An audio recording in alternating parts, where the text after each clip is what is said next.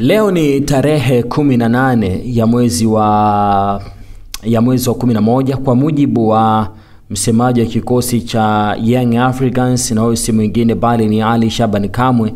Aliweka wazi kwamba kikosi cha Young Africans kitaelekea Zanzibar hii leo kwenye mchezo wa ligi ya mabingwa dhidi ya FAR Rabat. Timu itaondoka saa 3 asubuhi kwa njia ya boti. Baadhi ya wachezaji kama Prince Dube, Celestine Yahoua, Lassine Kouma walikuwa bado kwenye majukumu ya timu zao za taifa, hawatakuwa kwenye safari hii kesho, lakini tayari uongozi umeshaweka taratibu zote vizuri ili wachezaji hawa wasafiri na kuungana timu Zanzibar moja kwa moja.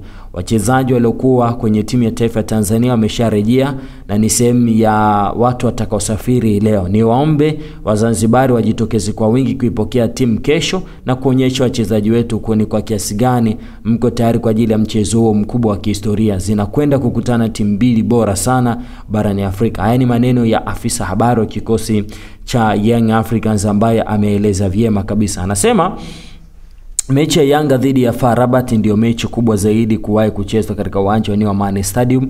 Huu ndio mchezo unaozungumzwa zaidi barani Afrika kwa sasa. Nasema usifananishe mechi hii na mechi nyingine yote ambayo umewahi kucheza Amani Complex. Hakuna mtu anatamani kusimuliwa mchezo huu.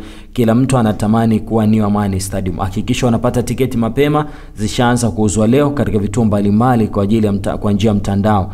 Na kwa ambao mpo Zanzibar, kadi zenu mtatumia zile kama ulipoteza kesho pale uwanja wa Amani Stadium, kadi zitakuwepo. Njoo mapema, nunua tiketi yako mapema, usikose burudani hii.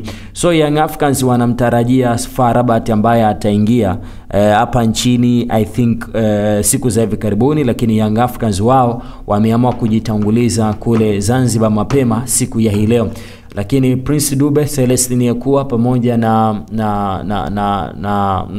Lassine Kouma wao watakuwa sehemu ya mchezo. Asante, ni bye bye.